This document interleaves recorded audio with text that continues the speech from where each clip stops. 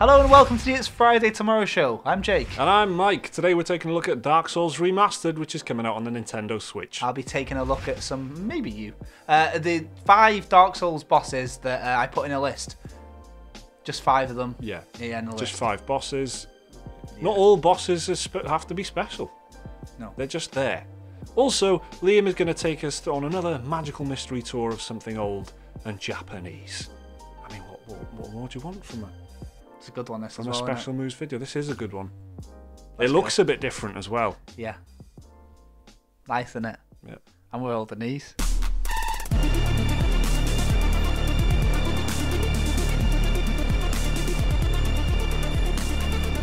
So Dark Souls is coming to the Nintendo Switch. Now, it has been a long wait for people on the Nintendo side of things who've been wanting to play Dark Souls. Not only in the sense that the remaster was meant to happen... Well, it wasn't meant to happen, but it came out on the other platforms back in May, didn't it? On PlayStation. Yeah, that's right, yeah. And I think another company were developing this version of it. So, yeah, there's been quite a wait. And especially because, I don't know, as a Nintendo fan, you must feel like, I don't know, kind of watching a house party from outside in the rain. A really grim... miserable house party where everybody dies where constantly. Everyone is dead. But it is one of them special games that, you know, it's really genre defining, generation defining almost to a certain degree. So the fact that it's coming to the Switch is good. You can play it on the go now, and you can play it if you refuse to buy anything else except a Nintendo console. So that's, you know, enjoy that. Say more about that. Here's some more information.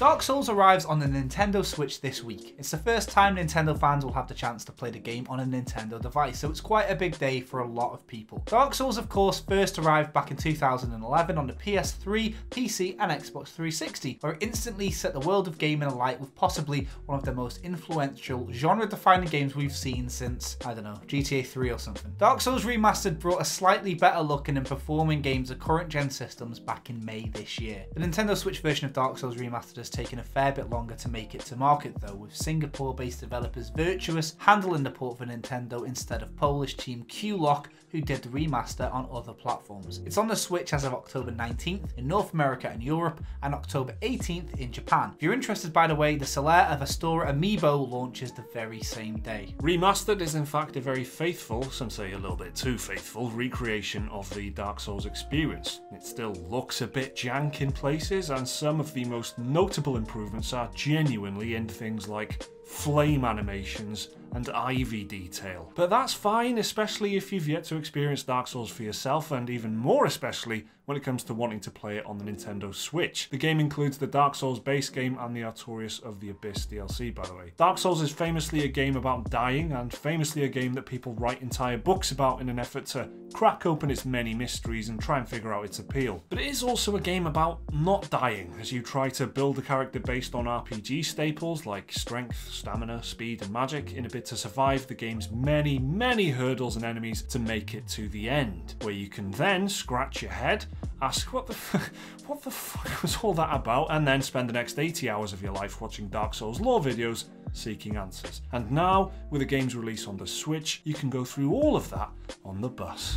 So Jake, you've already played a little bit of Dark Souls Remastered. On the Switch. Remastered. Importantly, on the Switch. yeah. So I played Dark Souls Remastered all the way through, as did all the Special Moves team. We just did the whole trilogy. Yep. But yeah, me and Liam actually got to play it on the Switch about 2 months ago or something like that. And yeah, it's the Switch controllers I've got a problem with. As you guys can imagine if you've played it, like I have to use the claw technique when I'm playing Dark Souls because of the specific... lack of skill. Well, I don't know. I would say it's almost like, would you say that drunken fighting style with drunken is a lack of skill? I'm just coming different with it. It's like if you go goofy when you're skateboarding and that. Is that a lack of skill? Southpaws? No. It's the crab claw technique. It's a classic Dark Souls technique, and I have to employ it. I didn't know this about you. You haven't said this to me before, so I play it differently. This is new. Yeah. I use my thumb on the circle button, which is normally not how I play, but on the Switch, every game is played like that because it's kind of got this weird thing where X on a PlayStation controller or A on an Xbox controller would normally be, it's normally the bottom out of the 4 buttons. That's right. But on the Switch, the go button and all that is, you know, on the right hand side. So because of this different configuration, it's quite tricky to get your head around at first, but as is most Switch games. And I think the reason I'm bringing this up is that the way that the Joy-Cons are made, I don't think they're that comfortable, and there's a lot of very reflex heavy gameplay in Dark Souls. Your reflexes are everything in that game. Yeah, that you'd probably need to, firstly, if you're playing this on the go, good luck, awesome. Have fun with it. That's probably how I would play it. If I was to get this on the Switch, I'd play it so I can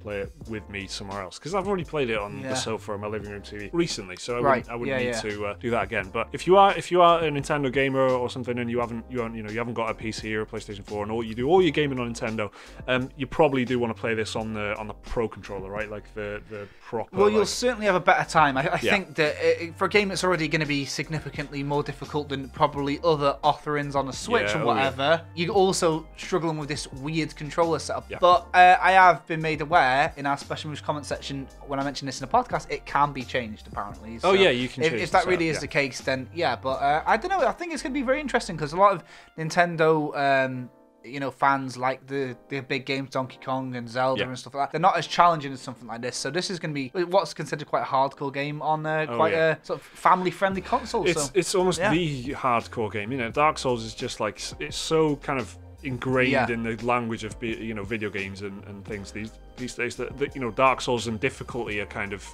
synonymous almost. But even though there's the Dark Souls fans who'll say, oh, Dark Souls isn't hard, you just don't know how to play it yet, and all this kind of thing. The fact remains that it is, difficulty is just such an ingrained part of what Dark Souls is. So it will definitely be a cool new experience to a lot of Nintendo gamers. It'll be a great experience for some people who want to play Dark Souls on the go, if they're huge Dark Souls fans, and you want to take this with you places, if you want to go on, play it on flights and trains. For sure, that to me is like the number one appeal of the Switch to me, full stop. The idea that I can play Wasteland 2 wherever I go. So there'll be a lot of Dark Souls fans that want to do that, I guess. But as far as bosses goes, then for these uninitiated Nintendo fans who don't know much about Dark Souls, Dark Souls. Maybe we should just tell them about some bosses. 5 of them. Okay, here's 5 bosses from the Dark Souls series. We're not including Bloodborne because that'll probably never come to the Switch. That gets its own damn video, that's why. Yeah. So 5 bosses. Boss number 1, Iron Golem from Dark Souls 1. You fight this one just before you get to Anor Londo. Yeah. He's a very big giant golem. Yeah, he throws rocks at you and stuff. I summoned somebody to help me, like an NPC, and he did all of the heavy lifting. I did like pretty much nothing. Easiest boss for me, probably that run. That's boss number 1. Okay, well, what we're doing here, by the way, this isn't the 5 best bosses. This isn't the 5 worst Dark Souls bosses. This isn't the 5 hardest Dark Souls bosses. This is just 5 Dark Souls bosses. Yeah, for no apparent reason. The unremarkables, the infantry, the grunts who always get overlooked. The bosses that time forgot, part 4. The bosses that time forgot. But you know what? Not even that special, really. Just the chaff. I just looked at the boss list and went, I'll just pick them 5. Number 2, Flexile Sentry from Dark Souls 2. You fight Good him name, on a you ship. think? Flexile Sentry. He's basically just a guy with a sword, and then there's another guy with a sword strapped to his back. Now, let me tell you. A lot of what Dark Souls is, especially Dark Souls 2, is just a guy with a sword. But this one... No, this isn't even a guy with 2 swords. It's this 2 guys. 2 guys with 2 swords each, but stuck together. Yeah. Like a really cartoonish sort of circus act. So, yeah, that was Flexile Sentry. Number 3, Royal Rat Vanguard. Again, good name. What seems unremarkable about this boss is that you actually face off with loads of rats for like ages, and then this one with like a mohawk pops up, like just amongst these other rats. But this one's got health bar. You ever seen this on a top 5 best Dark Souls bosses list? No, of course you haven't. Everyone's seen always Royal overlooking the Rat Vanguard. Yeah, Royal, no doubt. Time that they got the, place in the sun. Yeah, all of them, but mostly that big one with the health bar. So Royal Rat Vanguard, number 3. The boss. Yeah, number 4, Dragon Slayer Armor. Now this is a weird one because this is just Ornstein from Dark Souls 1, but later on again, without his big fat mate. And there's like these weird moth skeleton dragon things shooting at you as well. He's not quite near the end of the game enough that people remember him for being the end of Dark Souls 3 boss, but he is in it, and he's quite good actually. Liam likes this fight. But, no, I liked it. Yeah. Thing is with this is an unpopular opinion, but I think Dark Souls 3. I don't know if it is unpopular actually, but I think Dark Souls 3 has got the best bosses. Yeah. Okay. Speaking. Yeah. I think their behavior, because after playing Bloodborne and stuff, they're so much more aggressive. And also, if you play the trilogy through, if you play Dark Souls 1, 2, and 3, the bosses in Dark Souls 2 are dreadful, but there's a lot of them, and they're so forgettable. There's 42. Exactly. 42 bosses is too many bosses, and if you there's so so many of them that you just do the first time Yeah. and you never think about ever again. Dark Souls 3, though, they're like, I think it's the third boss in. I can't remember. It's like a big dog type thing, and it's like a really aggressive kind of the Boreal Valley. Yes, very Not aggressive. in this list. No. Because it's usually it's up there, because I think a lot of people hold it up there, because in Dark Souls 3 that's the boss that really makes you go, oh shit, this is proper, this is like Bloodborne level, really aggressive, they're jumping at you, you've really got to get out of the way, you can't kind of tank it as easily as you can't just sit there and take it, you've got to get out of the way a lot of the time. So Dark Souls 3 has got the best bosses to me. I can't remember what I started talking about. Boss number 5 is Moonlight Butterfly from Dark Souls 1.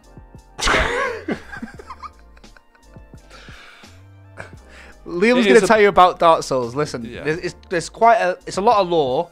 Yeah. Who better to deal with it than our resident a lore master? large amount of information Than Liam. from Japan. Take it away, man.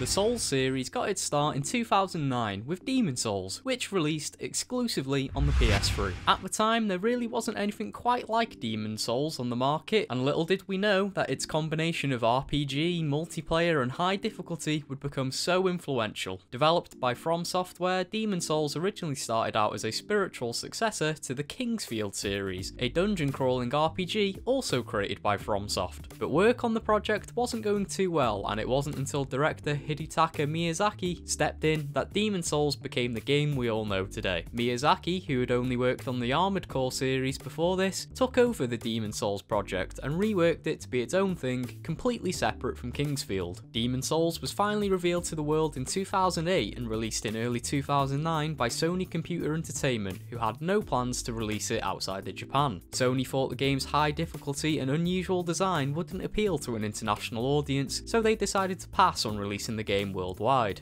When it was released in Japan, Demon Souls received stellar reviews and the game started to attract attention from Western audiences who were intrigued by the game's hardcore reputation. Shortly after its original Japanese release, Demon Souls was localized and published in the US by Atlus and in Europe by Bandai Namco. Upon its Western release, Demon Souls was critically acclaimed, with most outlets awarding it near-perfect scores and calling it one of the best exclusives on the PS3. Demon Souls was also a surprising sales success, selling over 150,000 copies at launch, and as of March 2015, Demon Souls has sold over 1.7 million copies worldwide. After the success of Demon Souls, From Software quickly set to work on a successor. Dark Souls was released worldwide in 2011 for Xbox 360 and PS3 before making its way to PC a year later. Dark Souls took a lot of elements from its predecessor, such as the tough gameplay, asynchronous online multiplayer, and foreboding fantasy world, while also adding some new mechanics to give the game a fresh spin. And much like Demon Souls, Dark Souls was critically acclaimed upon its release, with many critics calling it one of the finest RPGs ever made. In fact, if you look at pretty much any top 100 games list made in the past few years, there's a good chance you'll find Dark Souls in the top 10 and maybe even in the number 1 spot. Dark Souls was also a huge commercial success, and in April 2013, From Software revealed the game had sold more than 2.37 million units worldwide. The next installment in the Souls series would be Dark Souls 2, which released for PC, PS3 and 360 in 2014. Before Dark Souls 2 released, it was announced that series curator Miyazaki would not be directing the second game, and publisher Bandai Namco played up the series' hardcore reputation, promising the second game would be viciously hard. So when release day came around, and like the two Souls games before it, Dark Souls 2 received universal acclaim from critics, and it's actually still the highest rated Souls game on Metacritic with a score of 91. Dark Souls 2 even managed to outsell its predecessor as well, shifting 2.5 million copies worldwide just a year after release. However, Dark Souls 2 did receive some criticism, mainly for its difficulty, which is best described as unyielding, and many people felt Dark Souls 2 was made harder just for the sake of it. And From Software released an updated version of the game called Scholar of the First Sin for PC, PS3, PS4, Xbox 360 and Xbox One. The updated Scholar of the First Sin included balance changes, reworked enemy placement, new NPCs, and the Lost Crowns DLC, alongside graphical improvements and support for up to 6 people in multiplayer. But sadly, all good things must come to an end, and in 2016, From Software released Dark Souls 3, which was set to be the final installment in the series. Miyazaki returned to the helm for Dark Souls 3, and the game borrowed some elements from the team's previous game, Bloodborne, such as faster combat and more fluid movement. When Dark Souls 3 released, it received almost universal praise from critics, and many reviewers described it as a worthy send-off for the series. Dark Souls 3 was also a commercial success, shipping over 3 million copies within the first 2 months of release, and it became the fastest selling game in Bandai Namco's history. Post-launch, Dark Souls 3 received 2 DLC packs, Ashes of Arundel and The Ringed City, which were later bundled together in a Game of the Year edition called The Fire Fades. So what about the future of the series? Well, apart from Dark Souls Remastered, FromSoft have said they currently have no plans for the Souls series, and they would be working on new projects like the upcoming Sekiro Shadows Die Twice. However, the team didn't rule out the possibility of a Demon's Souls remaster, but they did say that would be handled by another studio if it ever came to fruition. So that about covers the history of the Souls series, but we can't leave without talking about the immense impact the series has had on gaming as a whole. Ever since the release of Dark Souls, a ton of games have taken inspiration from them in some way, and the series even resulted in the creation of its own genre called Souls-like. Souls-like generally describes the gameplay loop of difficult enemy encounters, limited checkpoints, and losing something when the player character dies. Some games that lift directly from the Souls series include Nioh, The Surge, Lords of the Fallen, and Hollow Knight, just to name a few. But some games are a bit more subtle in their inspiration, and some of the games said to be influenced by the Souls series include, but aren't limited to, Destiny, The Witcher 3, God of War, Journey, Assassin's Creed,